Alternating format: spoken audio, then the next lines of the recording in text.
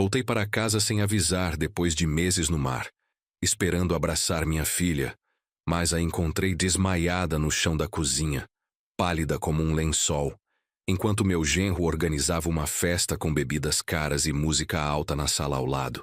Quando vi aquela cena, senti o sangue ferver nas veias. Minha pequena Ana, a menina que criei sozinho depois que a mãe nos deixou, estava ali jogada, abandonada, enquanto aquele homem comemorava como se nada tivesse acontecido. Mas antes de continuarmos, confira se você já está inscrito no canal e escreva nos comentários de onde você está assistindo este vídeo. Pisei no Porto de Santos com as pernas ainda bambas, sentindo o chão firme depois de 3 meses e meio navegando pelo Atlântico. A mochila pesada nas costas trazia o cheiro de sal e diesel impregnado, igual ao meu uniforme azul de mecânico naval já gasto nas costuras. Aos 63 anos, cada viagem ficava mais difícil, cada subida na escada do navio mais cansativa. Mas era o que eu sabia fazer desde os 17, quando embarquei pela primeira vez para sustentar minha mãe viúva. O sol de março batia forte, aquele calor úmido típico do litoral paulista que gruda na pele. Ao redor, estivadores gritavam instruções, guindastes gemiam erguendo contêineres, e o cheiro de peixe misturado com gasolina tomava conta do cais. Procurei meu celular velho no bolso da calça jeans desbotada, aquele mesmo aparelho que Ana tinha me dado no último aniversário, insistindo que eu precisava de algo mais moderno para nos mantermos em contato. Liguei o telefone e esperei os aplicativos carregarem devagar. 17 chamadas perdidas, 24 mensagens não lidas. O coração apertou. Será que tinha acontecido algo? Cliquei nas mensagens, a maioria de números desconhecidos, algumas de vizinhos antigos, mas nenhuma da Ana. Nenhuma do Rodrigo, meu genro. Aquilo me pareceu estranho. Muito estranho.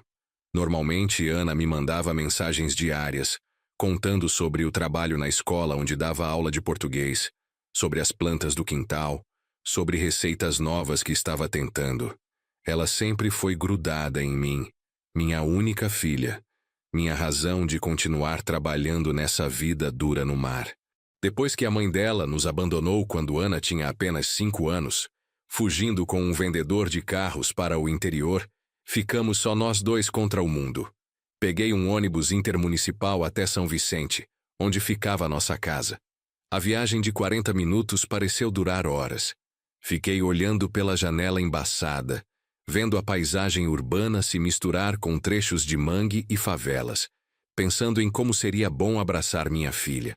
Imaginei a surpresa no rosto dela quando eu aparecesse sem avisar, talvez com aquele sorriso largo que iluminava seus olhos castanhos, iguais aos da mãe. O ônibus parou no ponto perto do mercado municipal, a 3 quadras de casa. Desci carregando a mochila e uma sacola com presentes que tinha comprado nos portos. Um lenço de seda do Uruguai para Ana, uma garrafa de vinho argentino, chocolates importados. Coisas simples, mas escolhidas com carinho durante as poucas horas de folga em terra firme. Caminhei devagar pelas ruas familiares do bairro.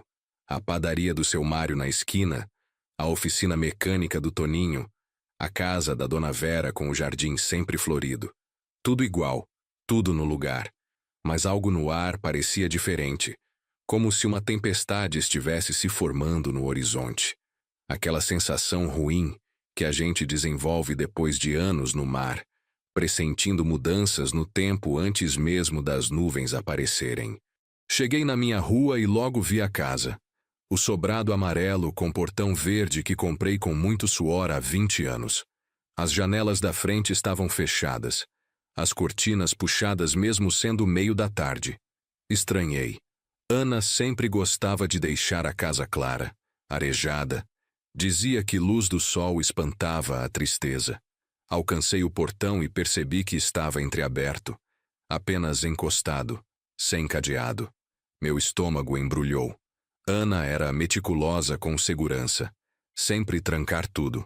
Sempre conferir 2 vezes. Empurrei o portão devagar e ele rangeu. Aquele som agudo que eu vinha prometendo consertar há meses. O quintal da frente estava descuidado, com grama alta, E as roseiras que Ana tanto amava, murchas, sem poda, algumas já secas. As folhas mortas acumuladas no caminho de pedras contavam uma história de abandono.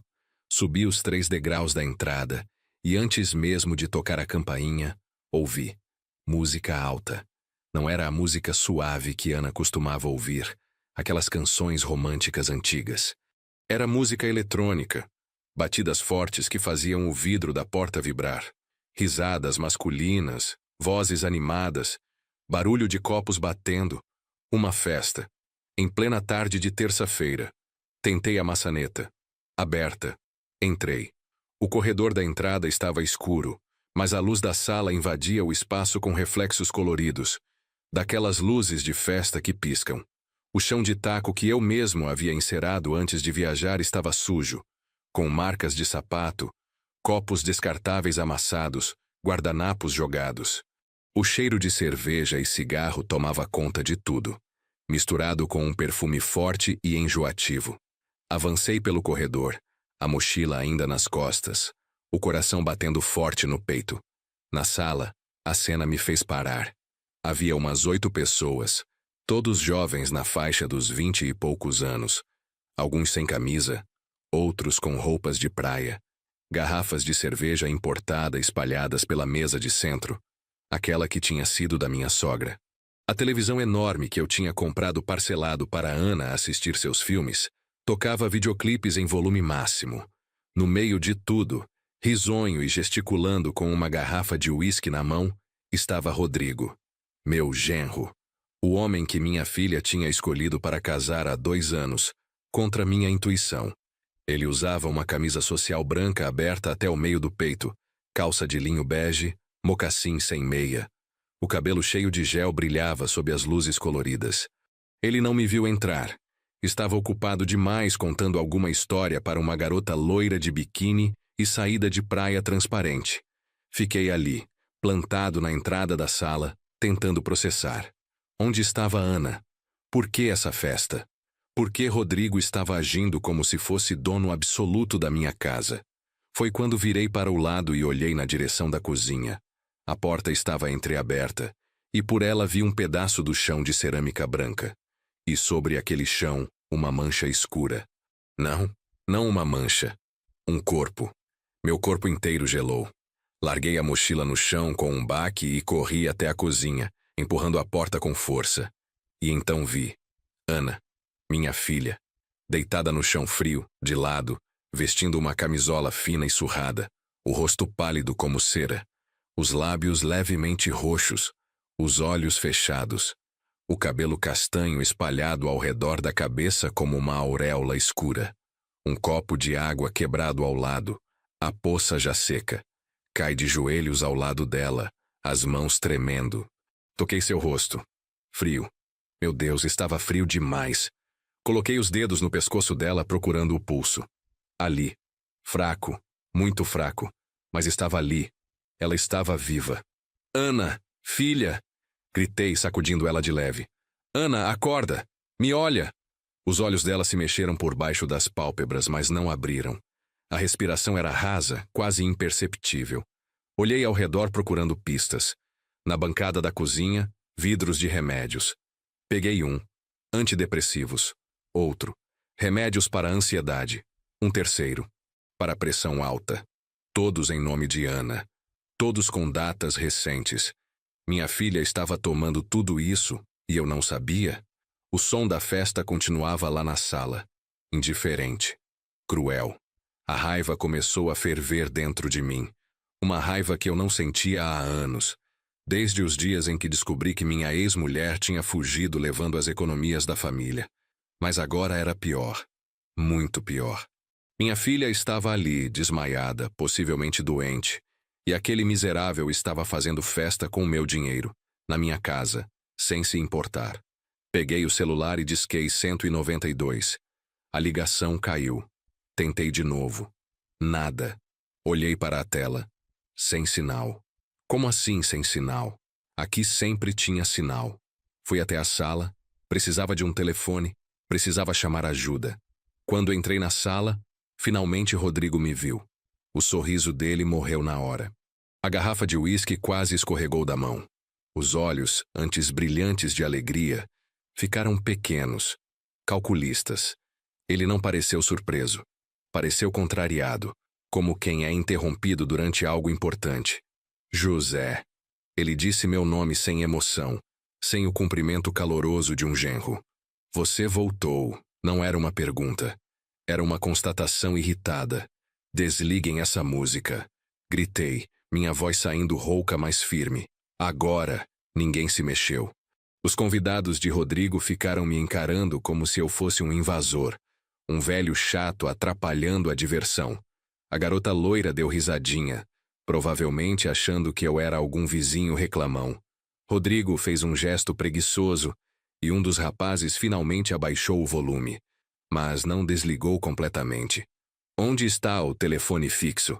Perguntei, tentando manter a calma, mas as mãos tremiam. Meu celular está sem sinal e a Ana está desmaiada na cozinha. Preciso ligar para a ambulância. Agora. Rodrigo deu de ombros tomando um gole longo do uísque direto da garrafa. Relaxa, velho. Ela está sempre assim. Só está dormindo. Toma uns remédios e apaga.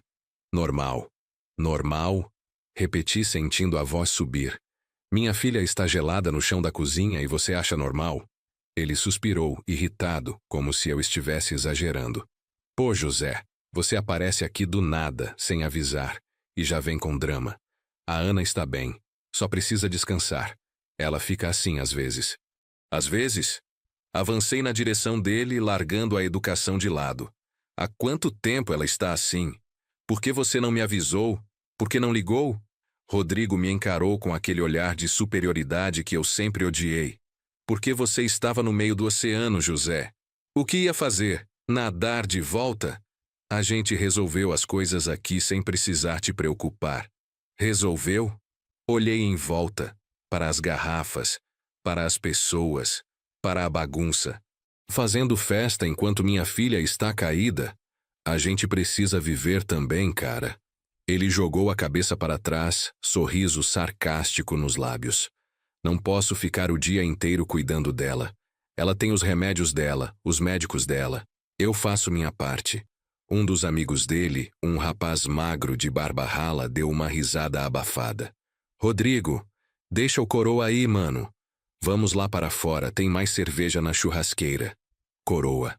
Ouvi a palavra e algo se partiu dentro de mim. Fui até o aparelho de som e arranquei o cabo da tomada. O silêncio caiu na sala como uma pedra. Todo mundo me olhou, alguns com raiva, outros assustados.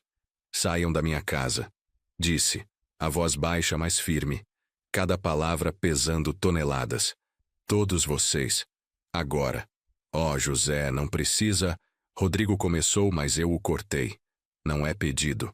Levantei o dedo para ele, sentindo décadas de trabalho duro, de sacrifício, de dignidade subindo pela garganta. Esta é a minha casa. Eu pago as contas aqui. E vocês vão sair agora ou eu chamo a polícia.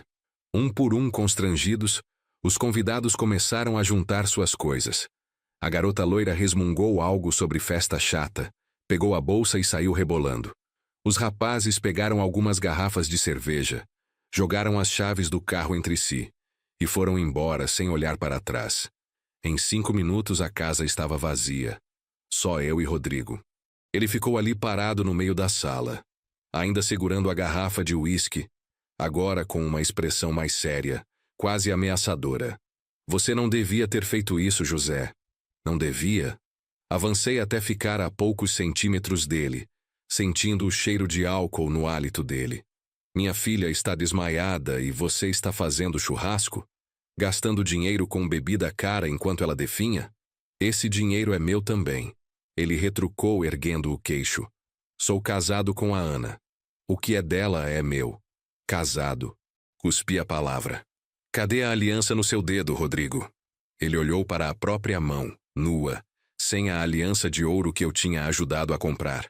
Tirei para não arranhar na academia. Depois esqueci de colocar. Mentira. Eu sabia que era mentira. Aquele homem não amava minha filha. Talvez nunca tenha amado. Comecei a ver os sinais, as pistas que ignorei antes. Rodrigo tinha aparecido na vida de Ana 3 anos atrás. charmoso, dizendo as palavras certas, fazendo as promessas certas. Ana, sempre tão carente de afeto masculino depois que a mãe foi embora, caiu como um peixe na isca. Onde está o telefone? Voltei ao assunto urgente. Preciso chamar uma ambulância. Rodrigo apontou com a cabeça para o aparelho na parede da cozinha. Mas te falo, ela não vai querer ir para o hospital. Já tentamos isso. Ela surta, briga, diz que está bem. Entrei na cozinha novamente. Ana continuava no mesmo lugar, imóvel. Ajoelhei ao lado dela mais uma vez. Acariciei o cabelo dela para trás. Ela estava tão magra. Como não percebi isso antes? Nas videochamadas rápidas que fazíamos quando eu conseguia sinal no navio, ela sempre usava roupas largas, sempre ficava de ângulos que escondiam o corpo. Sempre dizia que estava tudo bem. Ótimo até. Peguei o telefone fixo na parede. Linha morta. Olhei para o fio. Estava arrancado da tomada. Olhei para Rodrigo, que tinha me seguido até a cozinha. Por que o telefone está desligado? Contas atrasadas. Ele disse sem piscar. Cortaram na semana passada. Você deixou cortarem o telefone? A raiva voltou a ferver. Com que dinheiro você comprou esse uísque que está na sua mão? Rodrigo não respondeu. Apenas deu mais um gole, desviando o olhar. Peguei meu celular de novo, subi no balcão da pia para tentar pegar sinal melhor perto da janela. Nada. Desci e fui até a sala, procurando uma área com recepção. Finalmente, perto da janela da frente, uma barrinha fraca apareceu.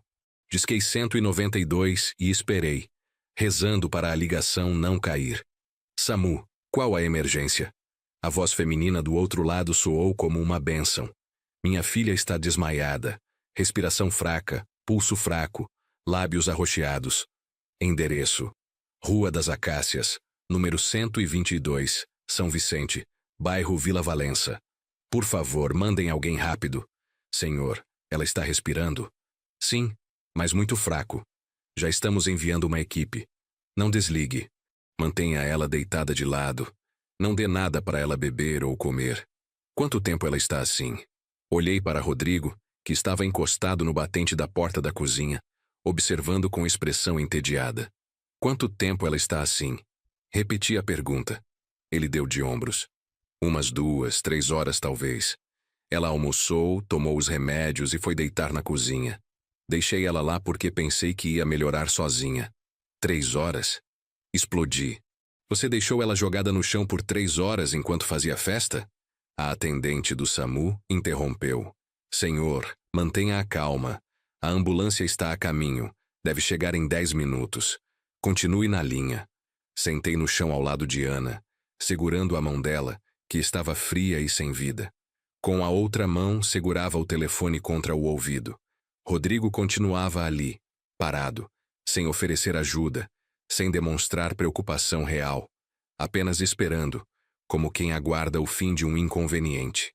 Você sabe o que ela tem? Perguntei olhando para os vidros de remédio na bancada. Quando ela começou a tomar tudo isso, Rodrigo suspirou, irritado por ter que explicar. Há uns 6 meses. Começou com ansiedade, depois veio depressão. Os médicos passaram essas coisas. Ela toma direitinho, religiosamente até. Mas às vezes exagera na dose. Exagera? Ou alguém faz ela exagerar? Ele franziu a testa. O que você está insinuando? Estou dizendo que minha filha nunca teve histórico de depressão. Ela sempre foi alegre, forte, mesmo depois de tudo que passamos. E de repente, depois de casar com você, ela vira outra pessoa? Rodrigo empurrou-se da parede, avançando alguns passos. Cuidado com o que você fala, velho. Não é minha culpa se sua filha é fraca. Fraca? Levantei de um salto, largando o telefone no chão, a atendente ainda falando do outro lado. Minha filha sustentou essa casa quando eu estava no mar. Trabalhou dando aula em 3 escolas ao mesmo tempo para pagar a faculdade. Cuidou da avó doente até o último dia. Essa mulher é a pessoa mais forte que eu conheço.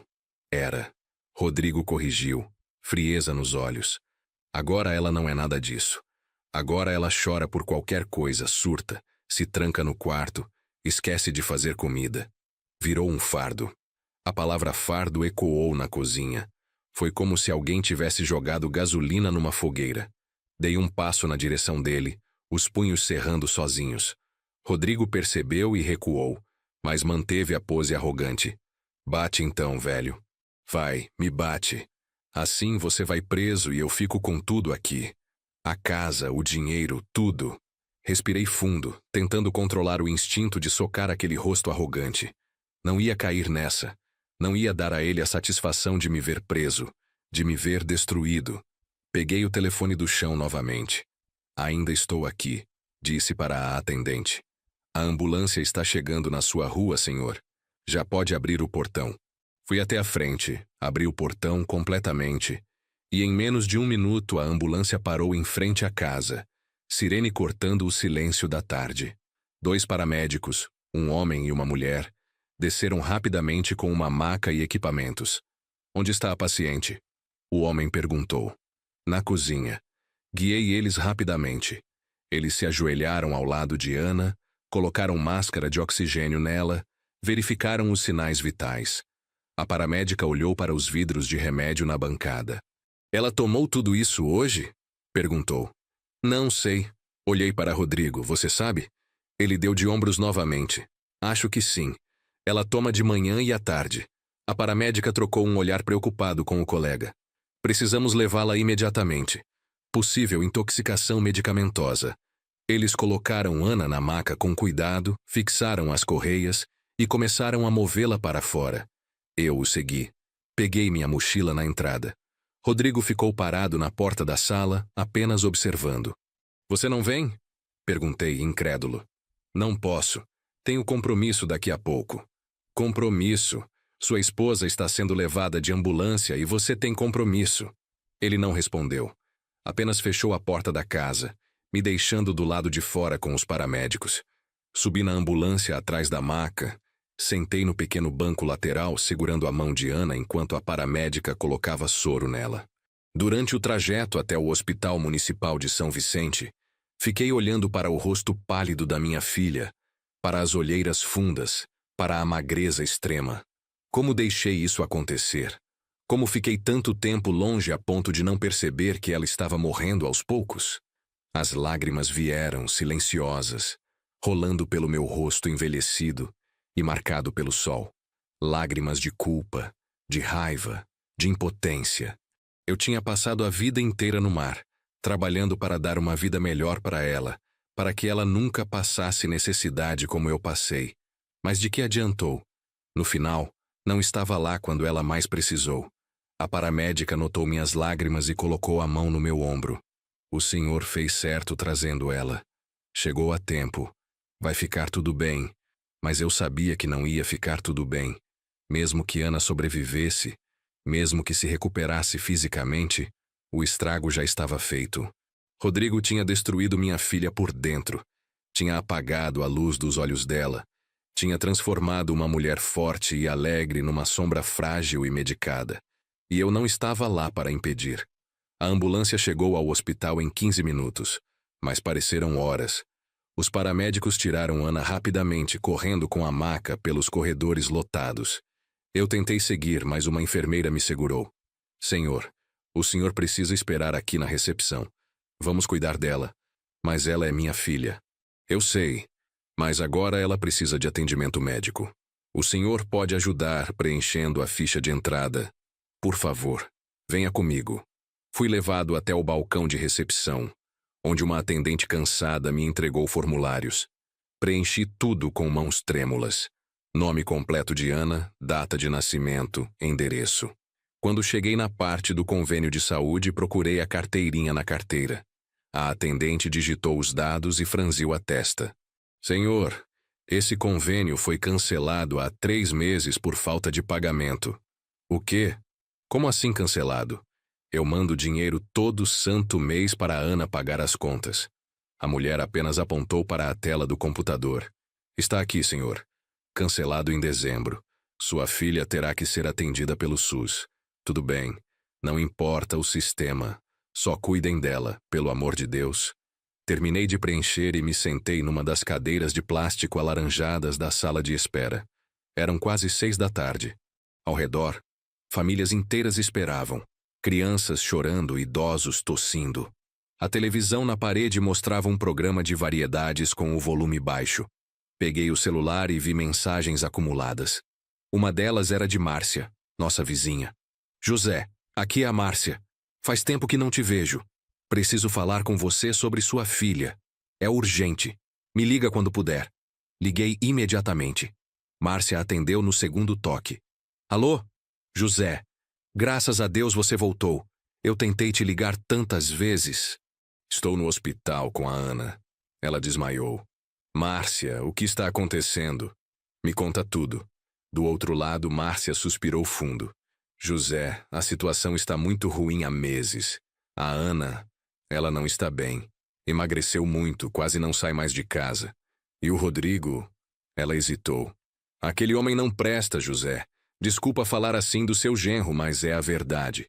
Pode falar, Márcia. Preciso saber de tudo. Ele não trabalha, José.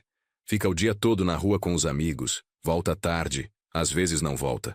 Traz gente para sua casa, fazem festa, bebem. A Ana tenta reclamar, mas ele grita com ela, xinga, humilha. Uma vez eu quase chamei a polícia, mas ela me pediu para não fazer nada. Disse que ia resolver sozinha. E o trabalho dela? Ela foi demitida de 2 escolas, José. Faltava muito, não conseguia dar aula direito. Ouvi ela contando pro irmão do Rodrigo uma vez. E tem mais? Márcia abaixou a voz. Acho que ele está usando as contas bancárias dela. Semana passada veio um oficial de justiça na sua casa, deixou um papel na porta. Algo sobre dívidas. As peças começavam a se encaixar, formando um quadro horrível. Rodrigo era um parasita. Tinha encontrado em Ana uma vítima perfeita. Mulher solitária, com o pai sempre longe, carente de afeto, com uma casa própria e algum dinheiro. Ele se aproveitou de tudo. Sugou ela até não sobrar nada. Obrigado por me avisar, Márcia. Vou cuidar de tudo agora. Qualquer coisa que precisar, pode contar comigo, José. Vou rezar pela Ana.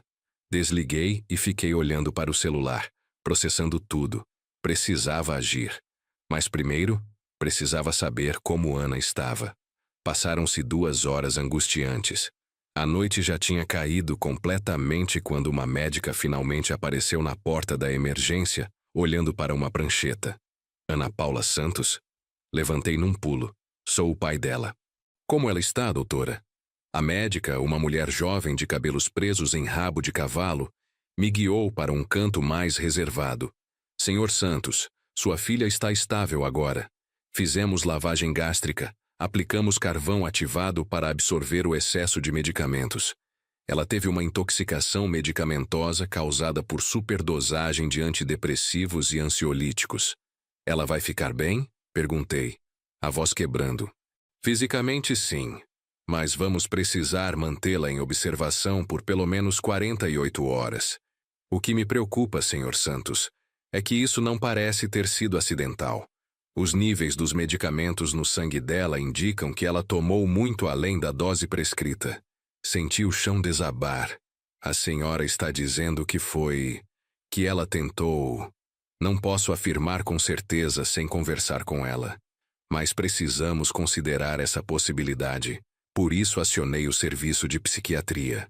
Uma profissional vai avaliar sua filha assim que ela acordar. Posso vê-la? A médica acenou que sim. Ela está sendo transferida para a enfermaria agora. Quarto 215, segundo andar. Mas, Senhor Santos, ela ainda está sedada. Provavelmente só vai acordar amanhã. Agradeci à médica e segui as placas pelo corredor até os elevadores. O hospital tinha aquele cheiro característico de desinfetante misturado com comida de bandeja que me fazia o estômago revirar. Subi até o 2º andar, as pernas pesadas como chumbo. Encontrei o quarto 215 no fim do corredor, uma porta entreaberta com luz fraca vazando pelas frestas. Empurrei a porta devagar. Era um quarto com 4 leitos, mas só 2 estavam ocupados. Ana estava na cama perto da janela, conectada a um soro, um monitor de batimentos cardíacos fazendo bip em intervalos regulares. O rosto dela continuava pálido, mas os lábios não estavam mais roxos. Tinha mais cor, mais vida. Puxei a cadeira de plástico e sentei ao lado da cama, pegando a mão dela com cuidado para não atrapalhar o acesso venoso. Filha, sou eu. Pai está aqui. Sussurrei, apertando de leve aqueles dedos finos demais. Desculpa por ter demorado. Desculpa por não ter percebido. Mas agora eu estou aqui e não vou deixar mais nada de ruim acontecer com você. Prometo. Uma enfermeira entrou para verificar os sinais vitais, anotou algo na prancheta e saiu sem dizer palavra. A noite avançou devagar. Da outra cama vinha o ronco baixo de um senhor idoso. Pela janela, via as luzes da cidade piscando, carros passando na avenida em frente ao hospital. A vida continuava lá fora, indiferente ao drama que se desenrolava dentro daqueles muros brancos. Por volta das 11 da noite, Ana começou a se mexer. Os dedos se contraíram levemente na minha mão. As pálpebras tremeram. Abri um sorriso, o primeiro do dia. Filha, pode me ouvir? Sou eu, pai. Os olhos dela se abriram devagar, desfocados, confusos. Ela olhou para o teto, para os lados, depois para mim. Levou alguns segundos até o reconhecimento surgir naquele olhar castanho. Pai? A voz saiu rouca, quebrada. Você voltou? Voltei, minha filha. Voltei e não vou mais embora. Lágrimas começaram a escorrer dos cantos dos olhos dela, molhando o travesseiro. Ela tentou falar, mas a garganta não cooperava. Peguei o copinho de água que a enfermeira tinha deixado na mesinha lateral e ofereci com o canudinho. Ela bebeu um gole pequeno, tossiu, bebeu outro. Onde estou? Ana perguntou, olhando ao redor com crescente apreensão. No hospital, filha. Você desmaiou. Teve uma intoxicação medicamentosa. Os médicos cuidaram de você. Está tudo bem agora. A expressão dela mudou. Do alívio para o medo, depois para a vergonha. Ela desviou o olhar, tentou soltar a mão da minha. Você não devia estar aqui. Devia estar no navio. Minha viagem acabou mais cedo. Cheguei em casa hoje à tarde e te encontrei no chão da cozinha. Ana, por que não me contou o que estava acontecendo? Ela mordeu o lábio inferior. Aquele tique nervoso que tinha desde criança. As lágrimas continuavam caindo. Não queria te preocupar. Você já trabalha tanto, já sacrificou tanto por mim. Filha, olha para mim. Segurei o queixo dela com delicadeza, fazendo ela me encarar. Você é a razão de todo o meu trabalho, de todo o meu sacrifício. Nada disso importa se você não está bem. Por que não me contou sobre os remédios? Sobre o Rodrigo?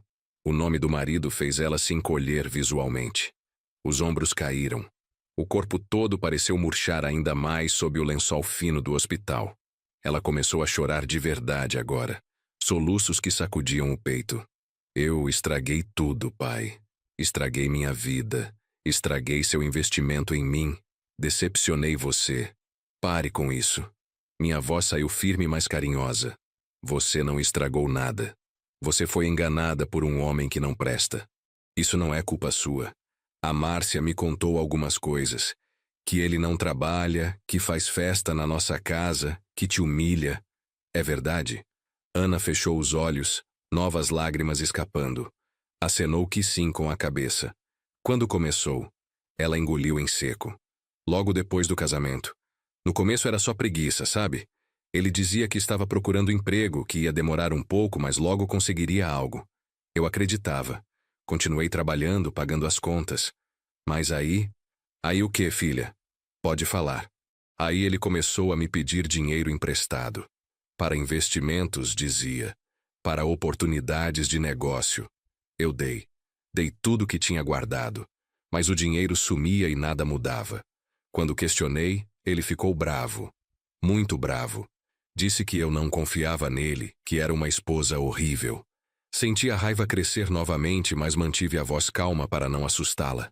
Ele te bateu alguma vez? Ana hesitou. Nunca com socos. Mas me empurrou algumas vezes. Quebrou meu celular uma vez quando liguei para você e ele não queria. Disse que eu estava sendo dramática, inventando coisas para você me dar mais atenção. Por isso você não me ligava mais. Não eram problemas de sinal. Era ele. Ela concordou, miserável.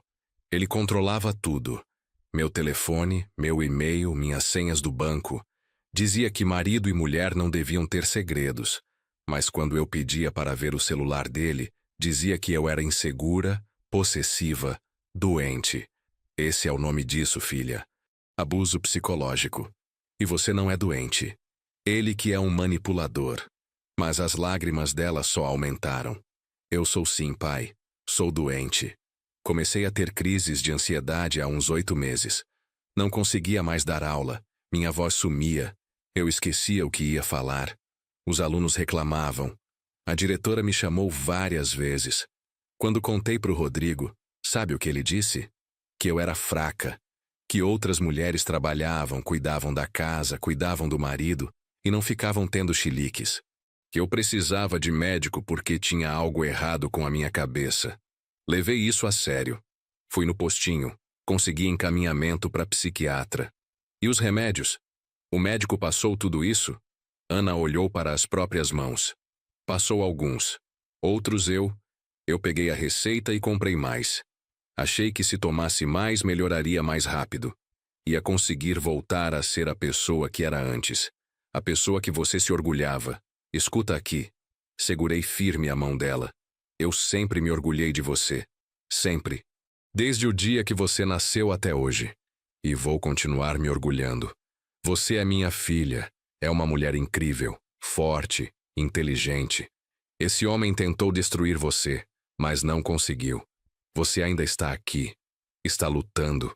Mas ela balançou a cabeça. Hoje de manhã eu não queria estar mais aqui, pai. Quando acordei e vi mais um dia pela frente, igual aos outros, aguentando os gritos dele, a indiferença, as festas, eu pensei que seria mais fácil tomar todos os remédios de uma vez. Acabar com isso. As palavras dela me acertaram como um soco no estômago. Filha, você tentou se matar? Ana não respondeu imediatamente. Ficou olhando para o teto, para as manchas amareladas no gesso, para qualquer lugar menos para mim. Eu não sei. Não sei se tentei ou se só queria dormir para sempre. Talvez as duas coisas ao mesmo tempo. Levantei da cadeira e a abracei, com cuidado para não puxar os fios conectados nela. Senti o corpo magro dela tremer, os soluços voltando. Chorei também, sem vergonha, deixando as lágrimas caírem no cabelo dela. Minha pequena Ana, que tinha sido uma criança tão alegre, que adorava desenhar no chão da sala, que cantava música da igreja mesmo sendo desafinada, que sonhava em ser professora para mudar o mundo. Como chegamos até aqui? Quando finalmente nos separamos, limpei as lágrimas do rosto dela com a ponta do lençol. Ouve bem o que vou te falar agora. Você não vai mais viver com aquele homem. Acabou. Amanhã mesmo, quando você sair daqui, vamos para casa, pegamos suas coisas e ele vai embora. Para sempre. Mas pai, ele não vai aceitar. Ele diz que a casa é dele também. Que se casou em comunhão de bens. A casa está no meu nome. Eu comprei antes de você nascer. Ele não tem direito sobre ela. E mesmo que tivesse, não importa. Ele sai de lá de um jeito ou de outro. Posso chamar a polícia se necessário. Ele vai ficar violento. Ana apertou minha mão. Medo real nos olhos. Da última vez que falei em separação, ele quebrou todos os pratos da cozinha. Disse que se eu tentasse sair, ia me achar onde eu estivesse. Que ninguém mais ia me querer mesmo. Que eu era uma louca, um fardo. Essas palavras de novo. Fardo. Ele tinha usado essa mesma palavra comigo mais cedo. Provavelmente repetia isso para ela constantemente, como um mantra venenoso, até que ela acreditasse. Ele não vai te achar porque você vai estar comigo. E eu posso não ser mais jovem, mas ainda sei me defender. Trabalhei 45 anos em navio, filha. Conheci homens muito piores que o Rodrigo. Ele não me assusta.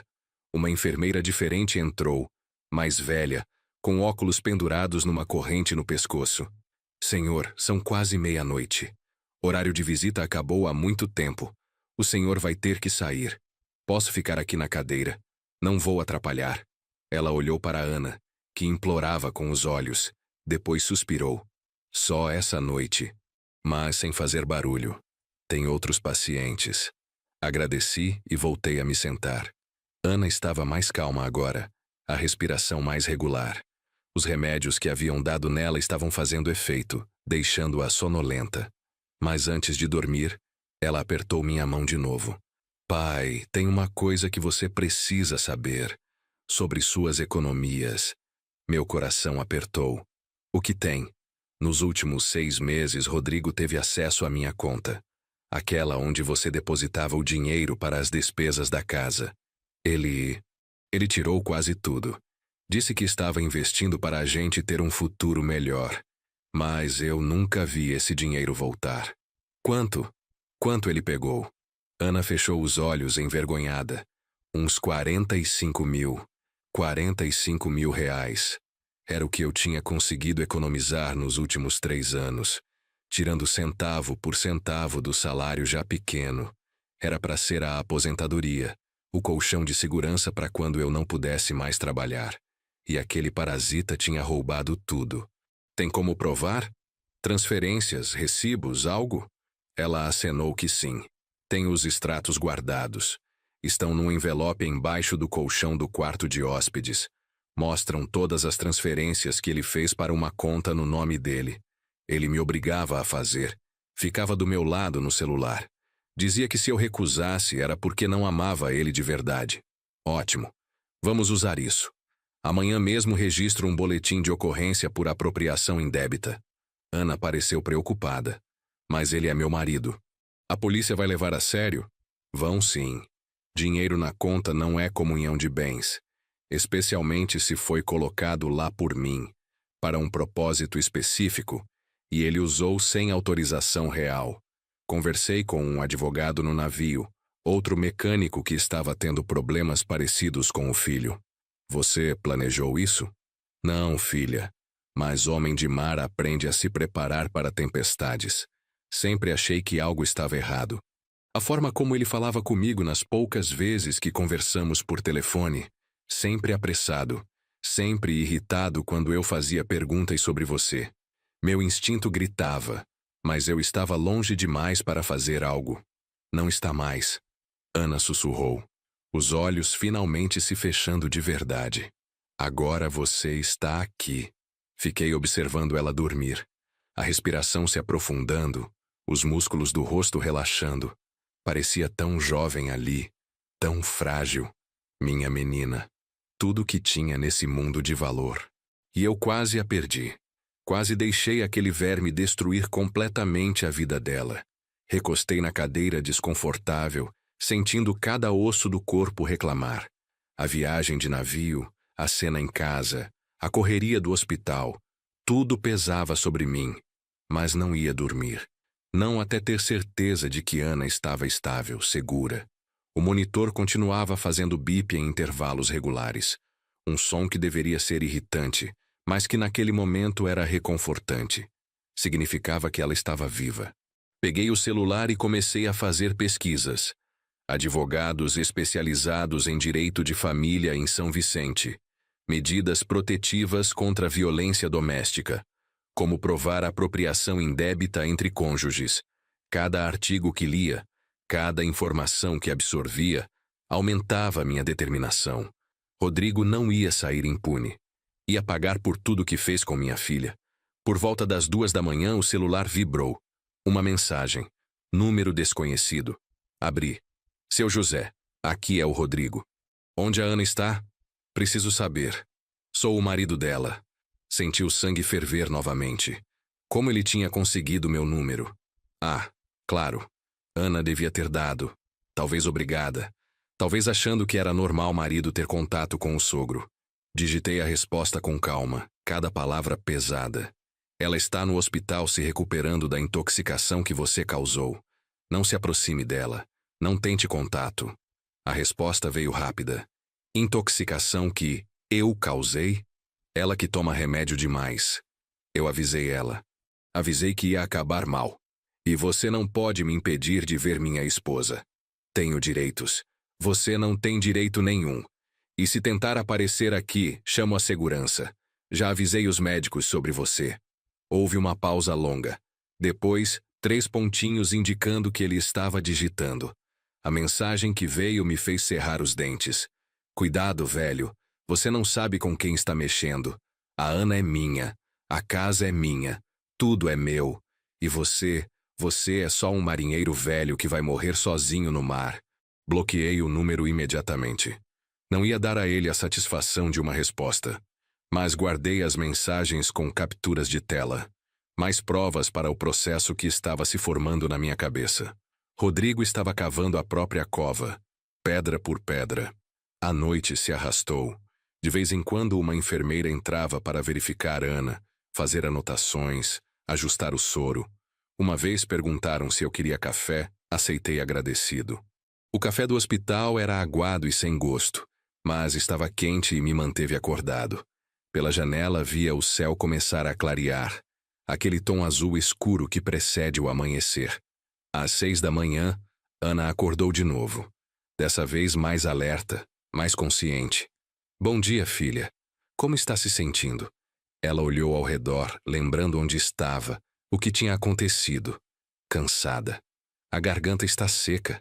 Mas, melhor. Me sinto mais leve, sabe? Como se um peso tivesse saído. É o efeito de ter contado a verdade. Segredos pesam, filha. Mentiras pesam. Ela concordou fracamente.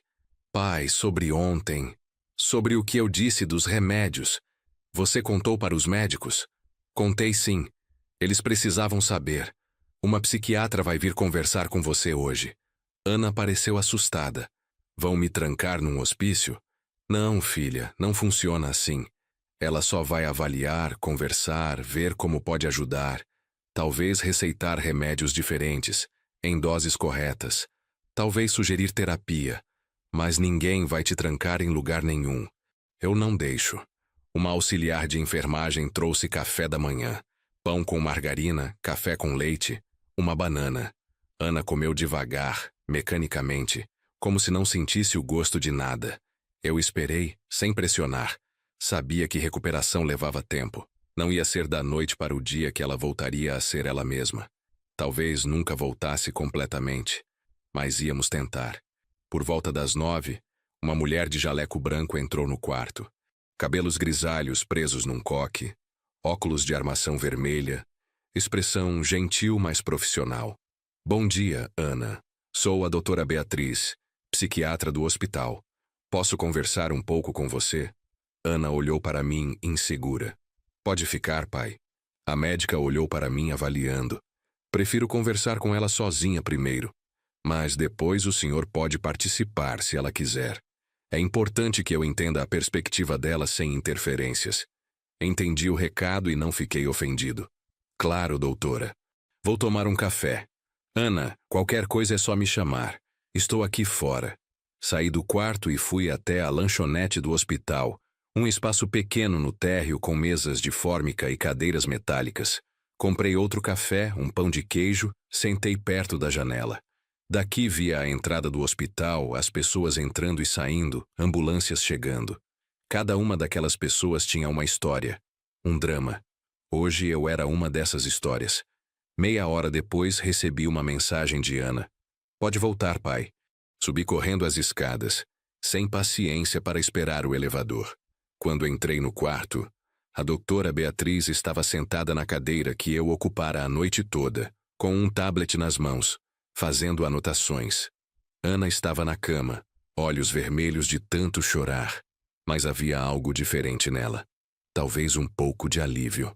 Senhor Santos, sente-se, por favor. A médica indicou outra cadeira que tinha sido trazida. Obedeci. Sua filha me contou bastante sobre a situação dela, sobre o casamento, sobre o que vinha enfrentando. Também conversamos sobre os medicamentos e o que aconteceu ontem. Como pai, o senhor tem direito de saber a avaliação. Por favor. Estou aqui para o que ela precisar. A doutora assentiu.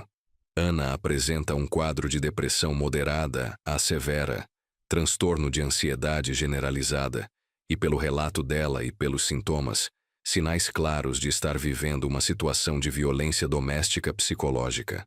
O que ela ingeriu ontem pode ser classificado como tentativa de suicídio, embora ela própria não tenha clareza se era essa a intenção. O coração apertou, ouvindo aquilo dito em voz alta, com termos médicos, tornando tudo mais real. O que precisa ser feito? A doutora olhou para Ana antes de responder. Primeiro, ela precisa de um ambiente seguro, longe do agressor. Sem isso, qualquer tratamento será ineficaz. Segundo, ajuste na medicação. Vou prescrever antidepressivos em dose adequada, sob supervisão rigorosa. Terceiro, terapia. Pelo menos 2 vezes por semana inicialmente. Vou providenciar tudo isso. O ambiente seguro, os remédios, a terapia. O que mais? A médica hesitou. Senhor Santos, preciso ser franca. Ana está em situação de risco. Mesmo com todo o apoio, há possibilidade de recaída. Ela precisa de vigilância constante nas próximas semanas, até a medicação fazer efeito e a terapia começar a trabalhar os traumas. Entendo. Não vou mais deixá-la sozinha. Vou dar baixa no trabalho, pedir aposentadoria. Já trabalhei tempo suficiente. Agora ela é minha prioridade. Ana começou a protestar. Pai, você não pode largar o mar por minha causa. É seu trabalho, sua vida. Você é minha vida, filha. O resto é só meio de sobrevivência. A doutora Beatriz sorriu levemente. É exatamente esse tipo de apoio que ela precisa. Vou liberar Ana hoje à tarde, com a condição de que volte aqui em 3 dias para a reavaliação. Também vou fazer um relatório detalhado que pode ser usado em processo judicial, caso vocês decidam seguir esse caminho. Basicamente documentando a violência psicológica e suas consequências. Isso seria muito útil, doutora. Muito mesmo. Ela entregou um cartão. Esse é meu contato. Qualquer emergência, podem me ligar. E Ana? A médica olhou diretamente para minha filha. Lembre-se do que conversamos. Um dia de cada vez. Você não precisa ter todas as respostas agora. Só precisa continuar respirando, continuar tentando. Depois que a médica saiu, ajudei Ana a se levantar para ir ao banheiro. Ela estava fraca, tonta da medicação, mas insistiu em ir sozinha. Respeitei, ficando do lado de fora da porta, ouvindo a água da torneira correr. Quando ela saiu, estava com o rosto molhado, cabelos penteados com os dedos para trás. Precisava me olhar no espelho, ver se ainda estava aqui. Você está aqui, filha. Está viva, está lutando, e eu estou com você. Ela se abraçou em mim, forte, desesperada, como quando era criança e tinha pesadelos. Chorou mais um pouco, depois se afastou limpando o rosto. Pai, sobre o Rodrigo. Quando chegarmos em casa, ele vai estar lá. O que vamos fazer? Vamos tirar você de lá. Suas roupas, seus documentos, suas coisas pessoais. O que couber num saco de viagem. O resto não importa. Mas ele não vai deixar. Vai gritar, vai ameaçar. Não se for com a polícia junto. Vou na delegacia antes, registro o BO, conto tudo. Peço para uma viatura nos acompanhar até a casa. É direito seu remover seus pertences em segurança. Ana pensou por um momento. E depois, onde vou ficar? Pensei em algumas opções. Na casa não podemos ficar, não enquanto ele tiver chaves e conhecer cada canto.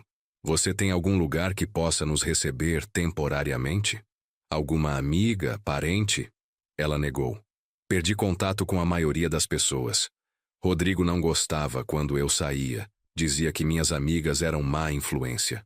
Aos poucos fui me isolando. Então vamos para um hotel. Simples, mas seguro. Enquanto isso, entro com pedida de medida protetiva para ele não se aproximar de você e com processo de separação. A casa fica trancada, apenas no meu nome, até resolvermos tudo judicialmente. Isso vai custar dinheiro, pai, advogado, hotel. Dinheiro a gente dá um jeito. Tenho o fundo de garantia que vou sacar. E se não der, vendo alguma coisa. Você não se preocupa com isso. Só se preocupa em melhorar. Ana acenou, mas eu via a culpa pesando sobre ela. Ia levar tempo para ela entender que nada disso era culpa dela. O resto da manhã passou em procedimentos burocráticos. Médicos entraram e saíram, checando pressão, batimentos, fazendo perguntas. Ana respondia tudo com voz baixa, cansada. Por volta do meio-dia trouxeram almoço. Arroz, feijão, frango grelhado, salada. Ela comeu um pouco mais que no café da manhã. Bom sinal. Às 3 da tarde, finalmente receberam a alta. Uma enfermeira trouxe a papelada. a receita dos remédios novos, orientações de cuidados. Ajudei Ana a se vestir com as mesmas roupas de ontem, a camisola fina que estava usando quando desmaiou, mais uma blusa que uma enfermeira gentilmente emprestou. Ela precisava de roupas próprias, mas isso ia ter que esperar. Descemos pelo elevador, Ana segurando meu braço para se equilibrar. Cada passo parecia custar esforço. Na recepção, paguei a taxa do atestado médico e outros papéis necessários. Não era muito, mas somava. Guardei tudo numa pasta que comprei na farmácia do hospital, junto com os remédios novos que custaram uma pequena fortuna mesmo com desconto do programa do governo. Chamei um Uber. Não tinha carro. Nunca tive. Sempre vivi de transporte público. Mas hoje Ana precisava de conforto. O motorista, um senhor de meia idade com touca de crochê no banco, nos cumprimentou alegre. Onde vão? Primeiro na delegacia da mulher de São Vicente, depois em casa. Ele notou o bracelete de identificação ainda no pulso de Ana. O hospital impresso nele. Tudo bem com a senhora? Perguntou preocupado. Vai ficar. Ana respondeu antes que eu pudesse. Vai ficar tudo bem. A viagem até a delegacia levou 15 minutos. Durante o caminho, Ana ficou olhando pela janela, vendo a cidade passar. São Vicente, cidade onde nasceu e cresceu, onde aprendeu a andar de bicicleta, onde deu seu primeiro beijo, onde casou achando que tinha encontrado o amor da vida. Tudo parecia diferente agora, como se estivesse vendo pela primeira vez. A Delegacia de Defesa da Mulher ficava num prédio antigo perto da prefeitura. Descemos, agradeci ao motorista que insistiu em não cobrar a corrida. Deus abençoe vocês, disse antes de ir embora. Gente boa ainda existia no mundo. Às vezes era fácil esquecer isso. Entramos na delegacia. Havia outras mulheres esperando, algumas com crianças no colo, outras com olhos roxos mal disfarçados com maquiagem. Ana apertou minha mão. Não quero estar aqui.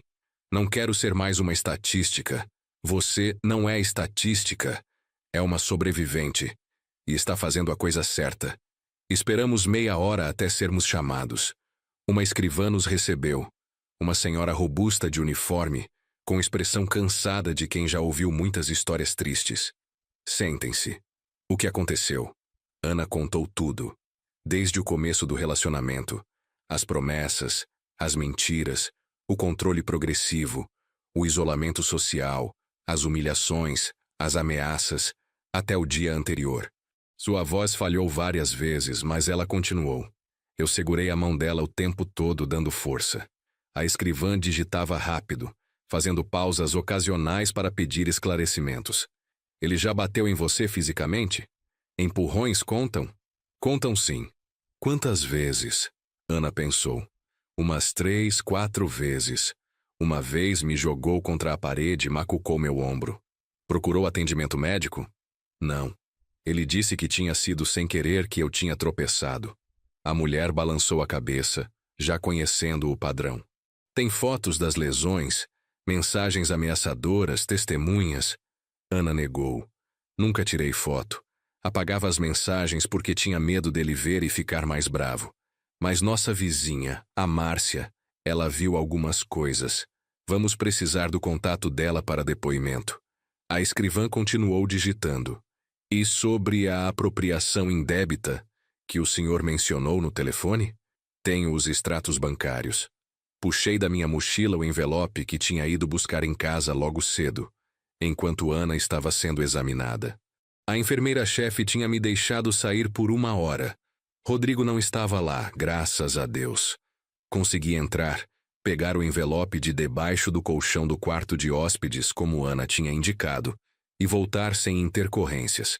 A escrivã examinou os papéis, as sobrancelhas se erguendo. 45 mil reais em 6 meses. Isso é significativo. Vou incluir no BO. Também tem as mensagens que ele me mandou ontem à noite. Mostrei meu celular. Ela leu e acenou. Caractere de ameaça clara. Vou adicionar isso também. O processo levou quase 2 horas.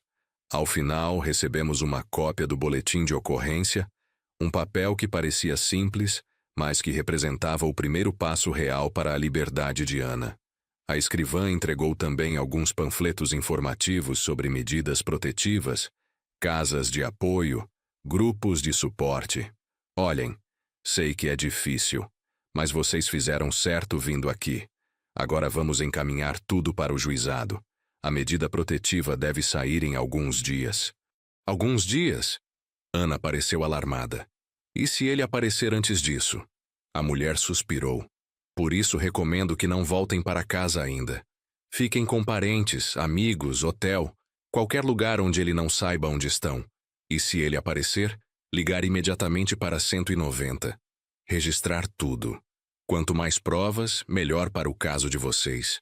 Saímos da delegacia quando o sol já começava a baixar. O céu estava alaranjado, bonito, indiferente aos dramas humanos. Chamei outro Uber. Dessa vez para um hotel que tinha pesquisado no celular. Nada fancy, mas limpo e seguro, do outro lado da cidade. O motorista era jovem. Ouvia música sertaneja baixo. Não fez perguntas. Perfeito. O Hotel Recanto ficava numa rua tranquila, longe do centro. Prédio baixo, pintado de branco e azul com um pequeno jardim na frente. A recepcionista, uma moça de cabelos cacheados, nos recebeu com um sorriso profissional. Boa tarde. Tem reserva? Não, mas precisamos de um quarto. Para quantos dias? Não sei ainda. Vamos começar com uma semana. Ela checou no computador. Tenho um quarto duplo disponível no segundo andar. R$ 200 a diária, café da manhã incluso. Aceito. Ela digitou nossos dados, peguei minha carteira para pagar adiantado. O cartão passou no débito, graças a Deus ainda tinha saldo da última viagem. Recebemos a chave, um chaveiro antigo com o número 23 gravado.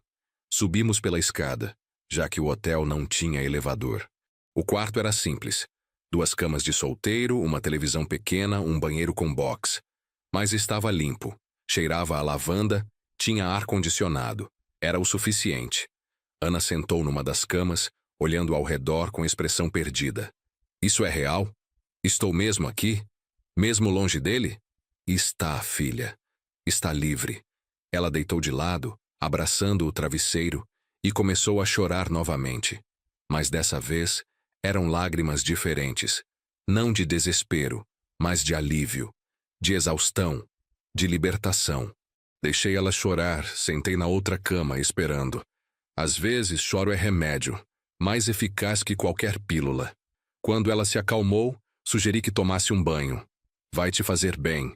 Tem shampoo, sabonete, toalhas limpas. Ana concordou.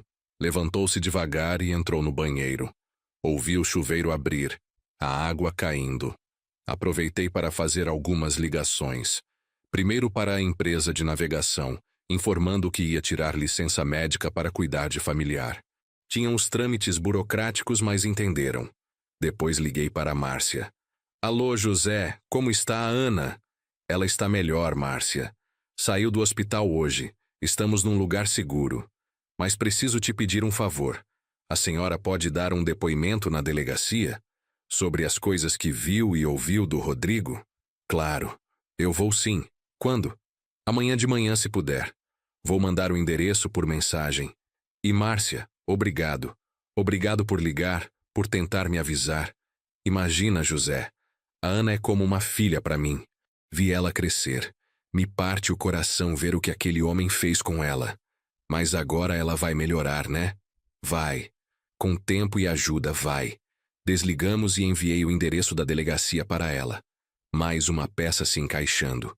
Ana saiu do banho meia hora depois, cabelos molhados caindo sobre os ombros, vestindo a mesma roupa porque não tínhamos outra opção. Amanhã compramos roupas novas, disse. Por hoje vamos jantar algo leve e descansar.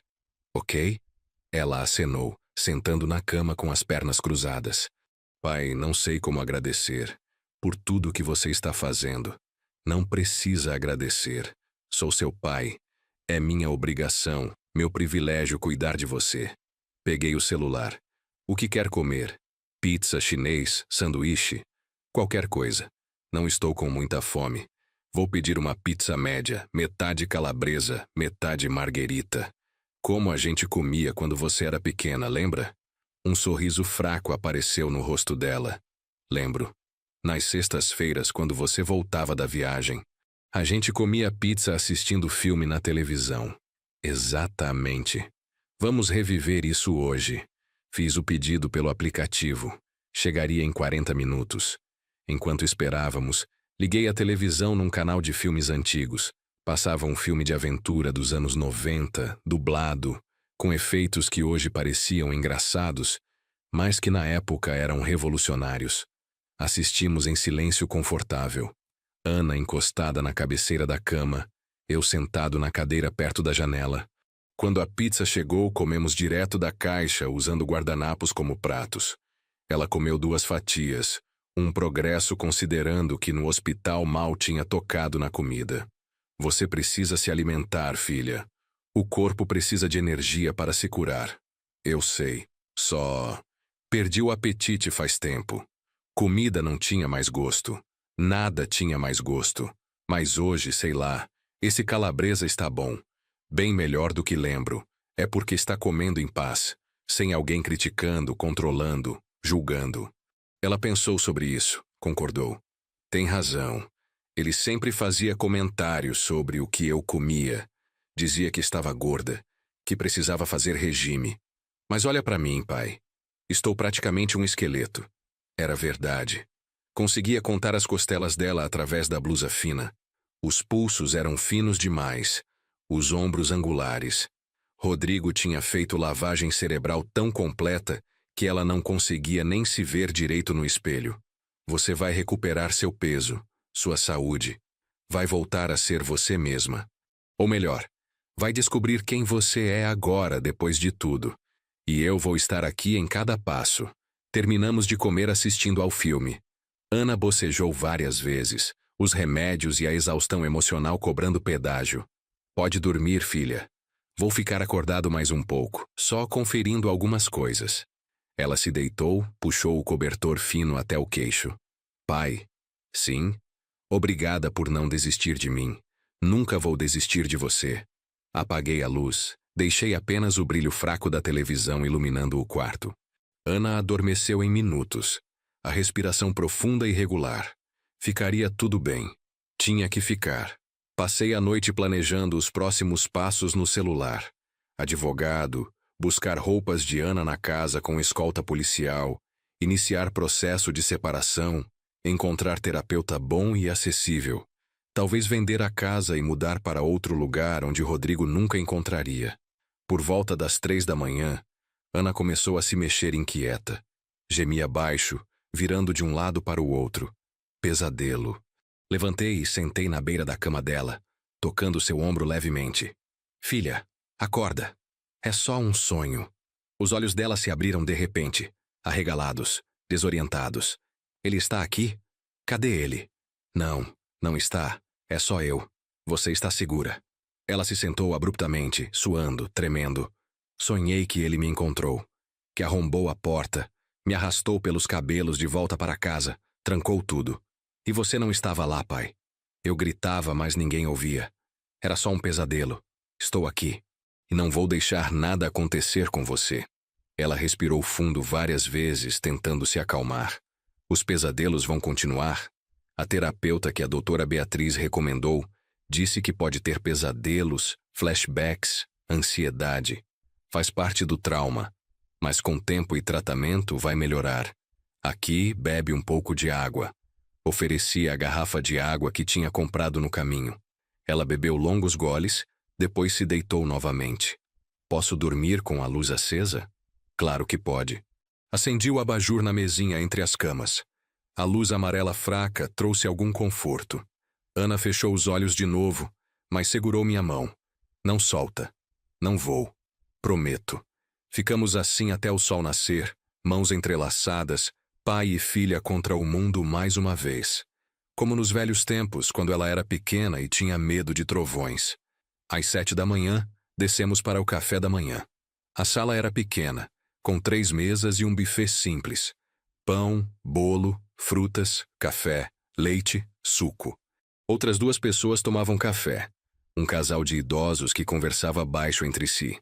Nos servimos e sentamos perto da janela que dava para o jardim. Pássaros cantavam lá fora.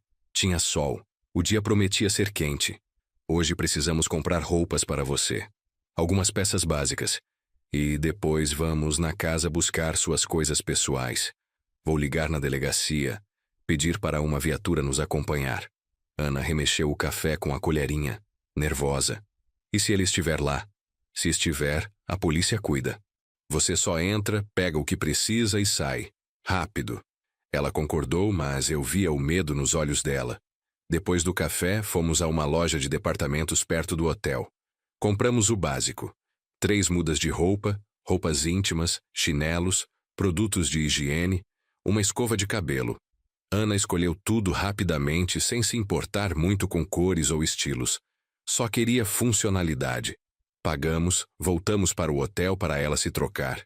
Quando saiu do banheiro com roupa limpa e própria, já parecia um pouco mais ela mesma. Às 10 horas liguei para a delegacia.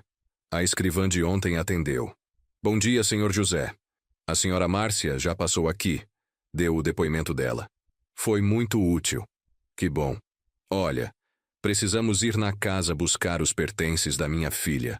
É possível ter uma viatura nos acompanhando? Para garantir a segurança? Deixa eu verificar. Uma pausa. Teclas digitando. Sim. Consigo uma patrulha às 2 da tarde. Serve? Serve sim. Muito obrigado. Esperamos no quarto até a hora marcada. Ana tentou assistir televisão, mas não conseguia se concentrar. Andava de um lado para o outro. Roía as unhas. Ia ao banheiro a cada 15 minutos. Ansiedade. Normal considerando que ia voltar ao lugar onde sofreu tanto. Tenta respirar fundo. Inspira contando até 4. Segura. Expira contando até 4. Ajuda. Ela tentou, repetiu o exercício várias vezes. Às 2 horas em ponto, estávamos na frente da casa. A viatura já estava lá. 2 policiais militares esperando. Um homem alto de bigode grosso e uma mulher mais jovem de rabo de cavalo. Bom dia. Vocês são da família Santos? Somos sim. Explicamos a situação rapidamente. O policial acenou. Entendido. Vamos entrar com vocês, garantir que não haja conflito. Façam isso rápido, peguem apenas o essencial. Respirei fundo. Ana apertou minha mão com força. Vamos. Abri o portão, subimos os degraus da entrada. A porta estava trancada. Ainda tinha minha chave. Girei na fechadura, a porta abriu. A casa estava em silêncio. Rodrigo? Chamei. Ninguém respondeu. Os policiais entraram primeiro, verificaram a sala, a cozinha. Não tem ninguém. Podem pegar as coisas. Ana subiu correndo para o quarto. Eu a segui. Ela pegou uma mala velha do armário. Começou a jogar roupas dentro sem dobrar. Fotos emolduradas da parede, da cômoda. Uma caixa de joias que tinha sido da avó. Documentos de uma gaveta. Certidão de nascimento, diploma, RG, CPF. Tudo foi para dentro da mala com pressa, com desespero. Estava quase terminando quando ouvimos a porta da frente abrir com força. Passos pesados, voz alta. Que porra é essa? Quem está na minha casa? Rodrigo. Meu sangue gelou. Ana ficou paralisada. A blusa que segurava caindo no chão. Os policiais desceram imediatamente. Senhor, acalme-se. Estamos em operação oficial. Operação? Essa é a minha casa. Na verdade, não é. A casa está registrada em nome de José Oliveira Santos, pai da Ana. O policial respondeu. Firme, mas calmo.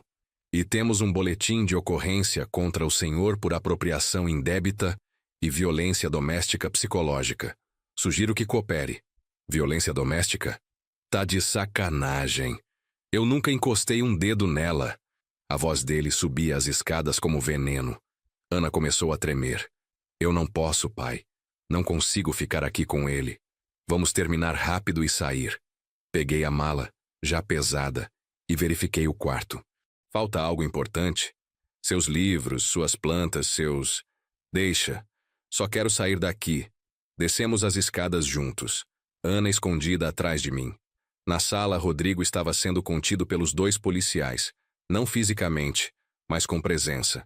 Ele nos viu e o rosto contorceu de raiva. Ana, sua vadia, você chamou a polícia? Depois de tudo que fiz por você? Tudo o que você fez foi destruir ela. Minha voz saiu dura como pedra.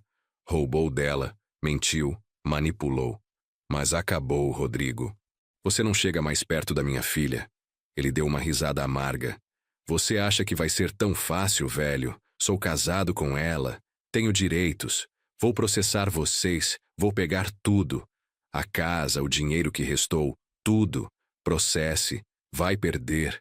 Tenho todas as provas que preciso. E logo mais vai chegar uma medida protetiva impedindo você de se aproximar dela. Se violar, vai preso. Rodrigo tentou avançar, mas a policial feminina se colocou na frente. Senhor, sugiro que não torne a situação pior. Já tem um BO contra você. Qualquer agressão agora vai direto para a prisão em flagrante. Ele parou, respirando pesado, os punhos cerrados. Olhou para Ana com tanto ódio que ela se encolheu. Você vai se arrepender. Vai ver como é difícil viver sem mim. Vai implorar para eu voltar. Nunca. Ana falou, a voz fraca, mas decidida. Nunca mais quero ver você. A expressão dele mudou do ódio para algo mais perigoso. Uma calma fria. Um sorriso cruel. Tudo bem, mas lembra que eu sei onde sua família mora. Sei onde seus amigos trabalham. Essa cidade é pequena, Ana. Muito pequena. Isso é ameaça direta. O policial tirou o bloquinho. Vou adicionar isso no relatório. Senhor, o senhor está cavando um buraco muito fundo. Saímos da casa rapidamente, Ana praticamente correndo. Coloquei a mala no porta-malas da viatura. Os policiais nos acompanharam até o carro que chamei. Vão ficar bem? Vamos sim. Obrigado pela ajuda. Qualquer problema, acionem novamente. No caminho de volta ao hotel, Ana não disse uma palavra. Olhava pela janela, lágrimas silenciosas escorrendo. Quando chegamos ao quarto, ela entrou no banheiro e vomitou. Segurei o cabelo dela, esfregue suas costas. Quando terminou, ajudei ela a se limpar, levei para a cama. Foi demais. Desculpa, filha. Não devia ter deixado você ir. Não. Ela limpou a boca com as costas da mão. Eu precisava ir. Precisava encarar aquilo. Mas ouvir a voz dele de novo, ver o rosto dele, todas aquelas lembranças voltaram. Todas as vezes que ele me humilhou, me fez sentir pequena, inútil. Você não é nenhuma dessas coisas. Ele que tentou fazer você acreditar nisso. Ela se enrolou nas cobertas, tremendo apesar do calor. Me dá o remédio? O da ansiedade. Peguei o vidro na mochila, li as instruções. Meio comprimido quando necessário. Parti o comprimido, dei com água. Ela tomou e fechou os olhos. Em 20 minutos o tremor diminuiu. A respiração ficou mais regular. Dormiu, exausta. Aproveitei para organizar a mala dela. Separei as roupas, as fotos, os documentos. Entre os papéis encontrei um diário. Velho, capa de couro gasta. Hesitei. Era invasão de privacidade.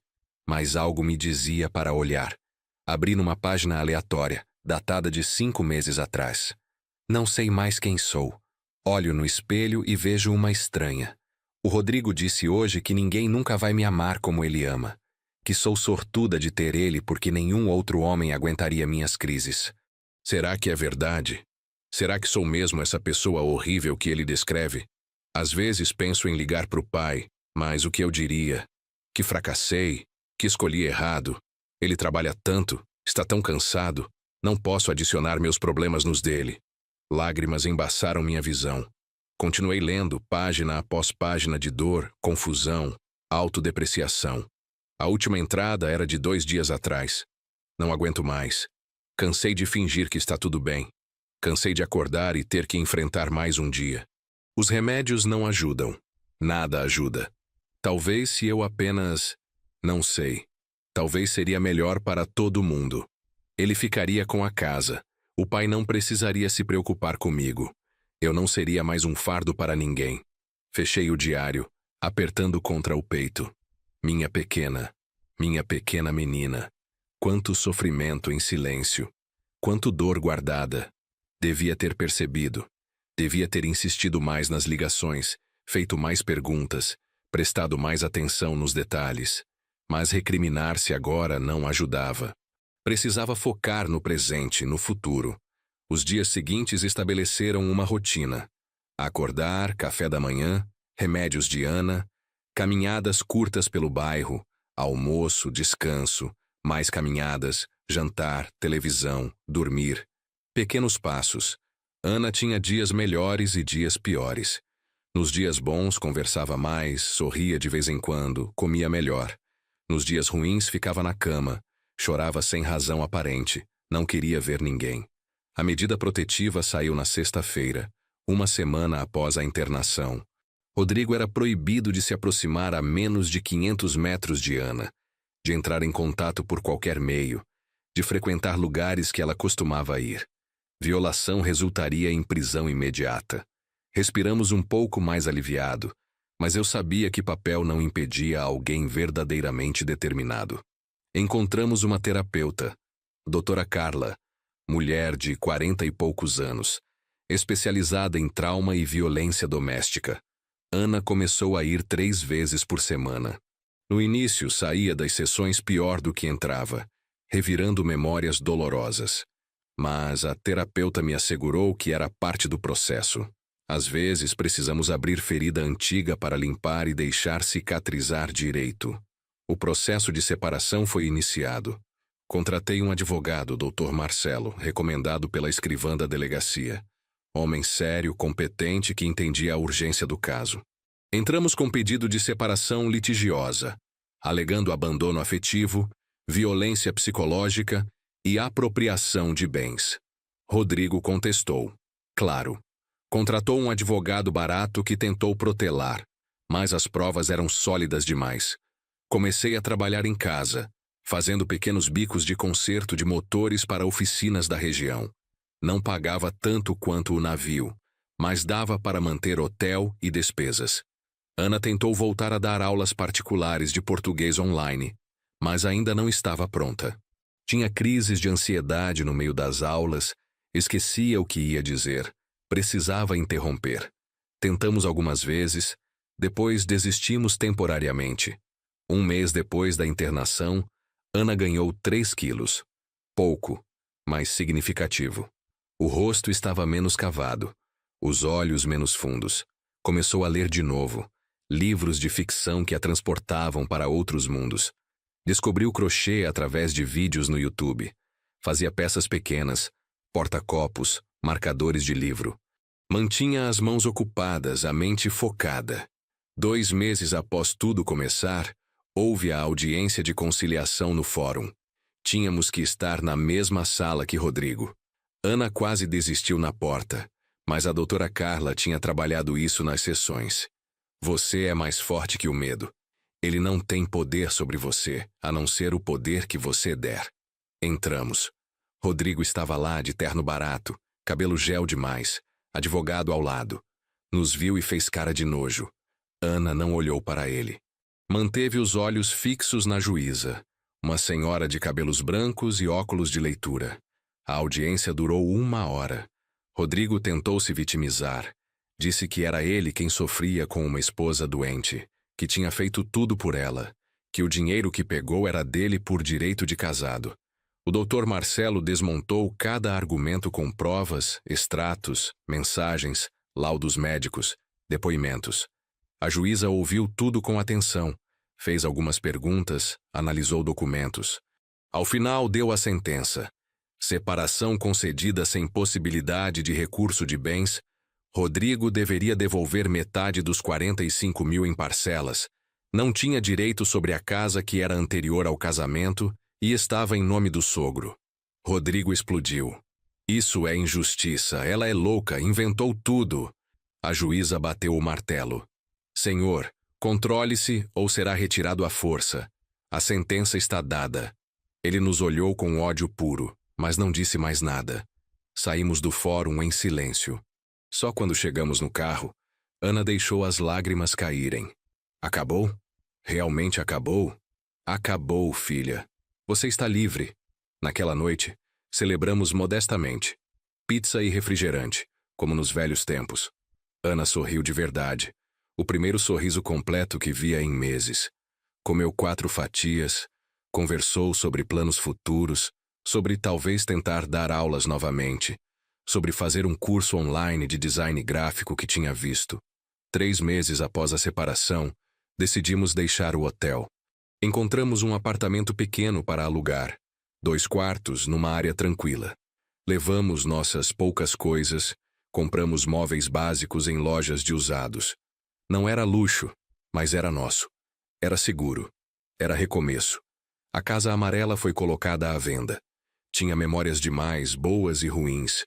Melhor começar novo em lugar novo. Ana continuou terapia, mas agora apenas 1 vez por semana. Os remédios foram reduzidos gradualmente. Alguns dias ainda eram difíceis. Os pesadelos ocasionalmente voltavam, mas a tendência era de melhora. Ela começou a frequentar um grupo de apoio para mulheres sobreviventes de violência doméstica. Lá encontrou outras histórias, outras dores, outras vitórias. Não estava sozinha. 1 ano depois daquele dia em que voltei do mar e encontrei minha filha no chão da cozinha, estávamos no apartamento preparando jantar juntos. Ana picava legumes para uma sopa, eu mexia o molho.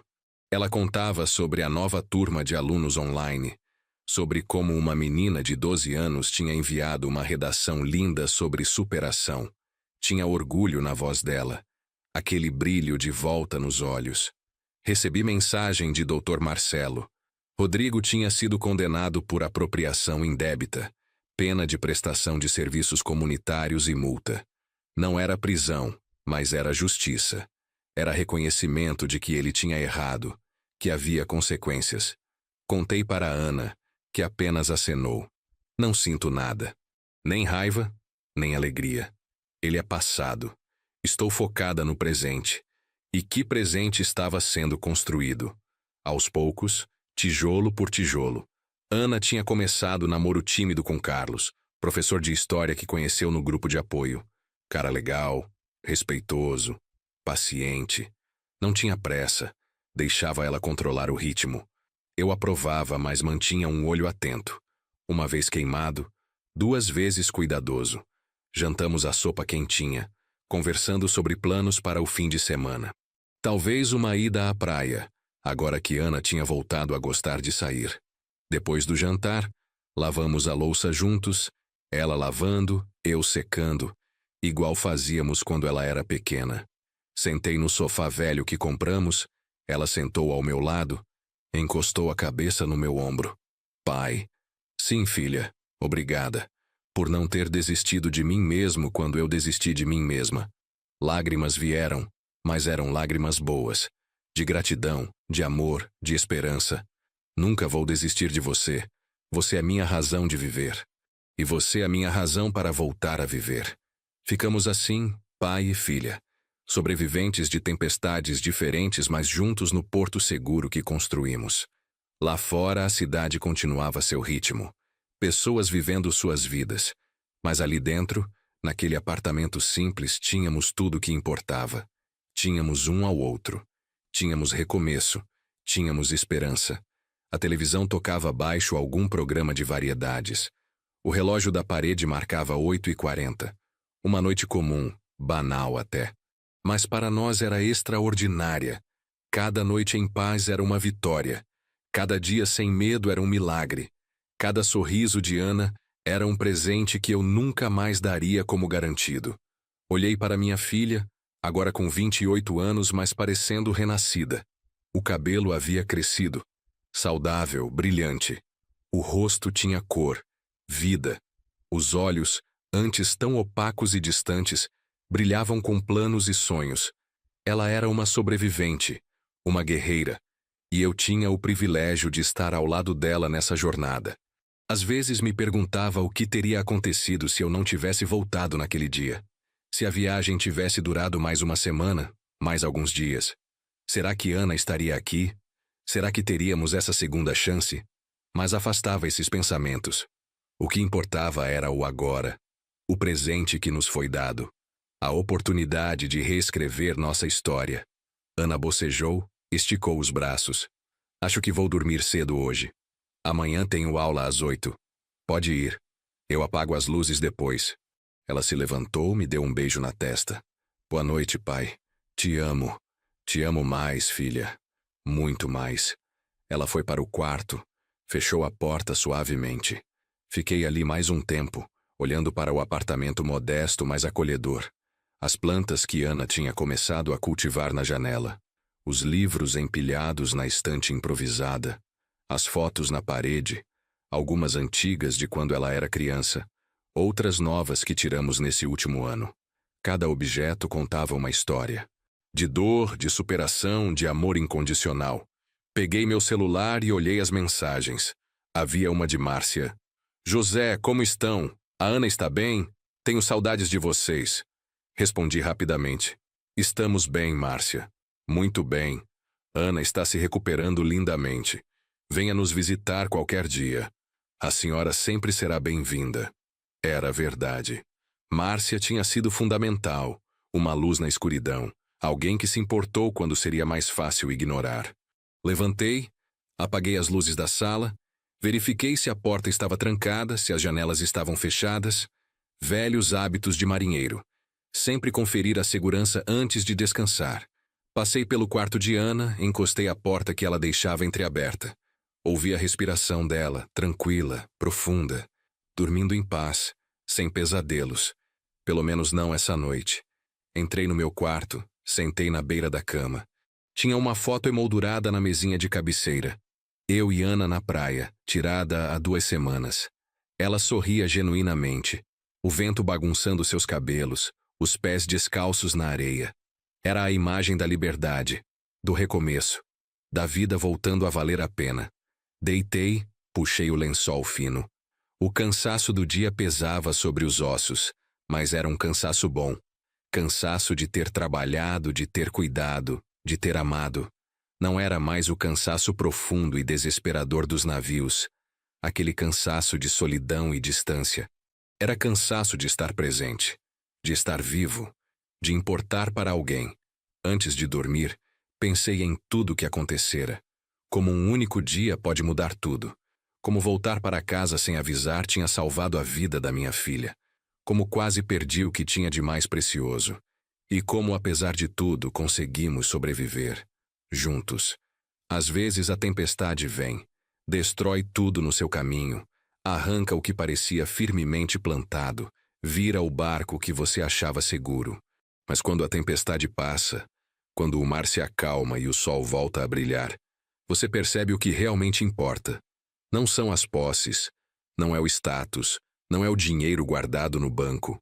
É o amor, é a família, é ter alguém por quem vale a pena lutar. E eu tinha isso. Tinha minha filha. Tinha nossa história de superação. Tinha a certeza de que, não importa o que viesse pela frente, enfrentaríamos juntos. Porque somos sobreviventes. Porque somos fortes. Porque o amor verdadeiro, o amor entre pai e filha, é mais forte que qualquer tempestade. Fechei os olhos. O sono finalmente vindo. E pela primeira vez em muito tempo, dormi em paz completa, sabendo que no quarto ao lado estava minha filha, segura, viva, reconstruindo sua vida pedaço por pedaço, e que eu estaria ali, cada dia, cada passo do caminho, até meu último suspiro, porque é para isso que pais existem, para proteger, para amar incondicionalmente, para nunca desistir, mesmo quando tudo parece perdido. E eu nunca desistiria dela. Nunca. Essa era a minha promessa, minha missão, minha razão de ser. E era a melhor razão que alguém poderia ter.